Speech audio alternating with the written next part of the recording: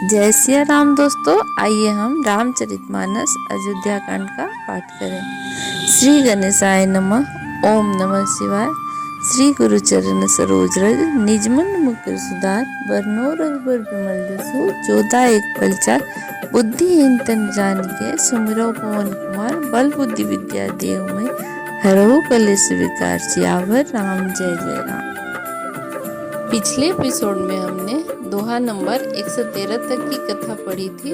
अब आगे की कथा इस प्रकार है। सिया राम जय जय राम, सिया राम जय जय सिया राम। छाह करही घन विभूत कना, पर सही सुमन सिहाय।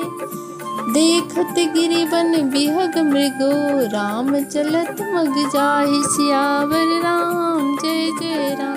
रास्ते में बादल छाया करते हैं और देवता फूल बरसाते और सिहाते हैं। पर्वत, वन और पशु पक्षियों को देखते हुए श्री राम जी रास्ते में चले जा रहे हैं। सीता लखन सहित रघुराई, गाँव निकट जब निकसी जाई। सुनी सब बाल वृद्ध नर नारी, चलहि तुरत गृह कजु विसारी। सीता जी और लक्ष्मण जी सहित रघुनाथ जी जब किसी गांव के पास से निकलते जाते हैं, तब उनका आना ही सुनते ही बालक, बूढ़े, स्त्री, पुरुष सब अपने घर और काम काज को भूलकर तुरंत उन्हें देखने के लिए चल देते हैं। राम लखन सिय रूप निहारी, पाए नयन फल होई सुखारी। सजल बिलोचन पुलक शरीरा, सब भय मगन देहि दुबीरा। श्री राम, लक्ष्मण और सीता जी का रूप देखकर, नेत्रों का परम फल पाकर वे सुखी होते हैं और दोनों भाइयों को देखकर सब प्रेमा में मग्न हो जाते हैं और उनके नेत्रों में जल भर आया और शरीर पुलकित हो गए। बरनी न जाई दसाध्य तिन केरी, लही जनुल रंग कही सुरमणि ढेरी। एक बेली दिसिक देही, लोचन लाहु लेही छन एही। उनकी दशा का वर्णन नहीं की जाती, मानो दरिद्रों ने चिंतामणि की ढेरी पाली हो। वे एक दूसरे को पुकार कर सीख देते हैं कि इसी क्षण नेत्रों का लाभ ले लो। राम ही देख एक अनुरागे, चितवन चले जाहि संग लागे। एक नयन मग छवि उर आनी, होई शीतल तन बनवानी। कोई श्री रामचंद्र जी को देखकर ऐसे अनुराग में भर जाते हैं कि वे देखते हुए उनके साथ लगे चले जा रहे हैं, और कोई नेत्र मार्ग से उनकी छवि को हृदय में लाकर शरीर, मन और श्रेष्ठ वाणी से शिथिल हो जाते हैं, अर्थात उनके शरीर, मन और वाणी का व्यवहार बंद हो जाता है। सिया राम जय जय राम, सिया राम जय जय सिया राम। एक देखे बट छाह भली, दास मृदुल तृण पात। कहि गवाई छिनक श्रमो, गब नव अब की प्रात। सियावर राम जय जय राम। कोई बड़ की सुंदर छाया देखकर वहाँ नरम घास और पत्ते बिछाकर कहते हैं कि क्षण भर यहाँ बैठकर थकावट मिटा लीजिए, फिर चाहे अभी चले जाइएगा, चाहे सवेरे। एक कलश भरी आनी पानी, अचई नाथ कहे मृदुवानी। सुनि प्रिय वचन प्रीति अति देखी, राम कृपाल सुशील विशेषी। कोई घड़ा भरकर पानी ले आते हैं और कोमल वाणी से कहते हैं, नाथ आचमन तो कर लीजिए। उनके प्यारे वचन सुनकर और उनका अत्यंत प्रेम देखकर दयालु और परम सुशील श्री रामचंद्र जी ने जानी श्रमित सिय मन माही, धरिक विलुम्ब कीन बट छाही। मुदित नारी नर देखई शोभा, रूप अनूप नयन मन लोभा।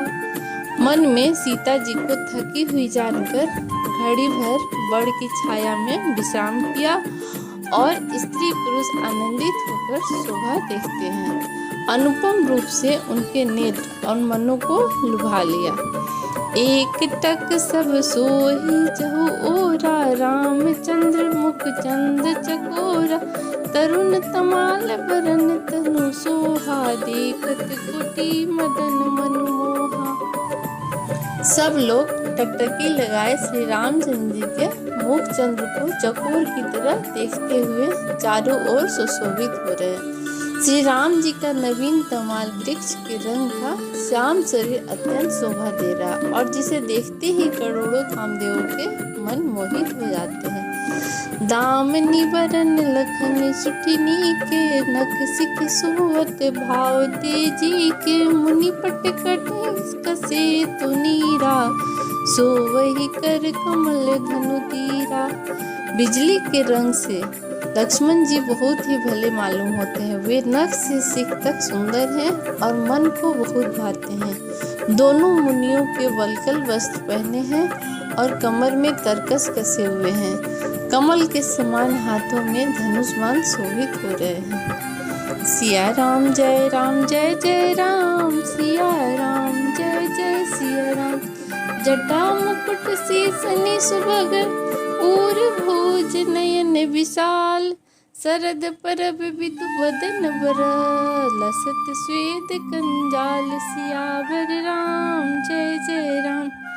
उनके सिरों पर सुंदर जटाओं के मुकुट हैं और वक्ष स्थल, भुजा और नेत्र विशाल हैं और शरद पूर्णिमा के चंद्रमा के समान सुंदर मुखों पर पसीने की बूंदों का समूह शोभित हो रहा है।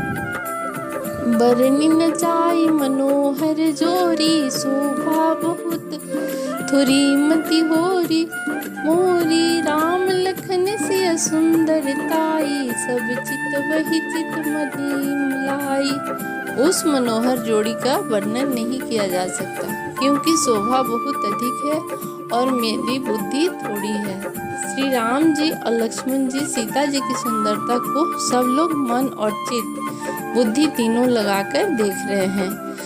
थके नारी नर प्रेम प्यासे, मन हूँ मृगी मृग देख दिया से, सिया समीप ग्राम तिये चाही, पूछत अति स्नेह सक चाही।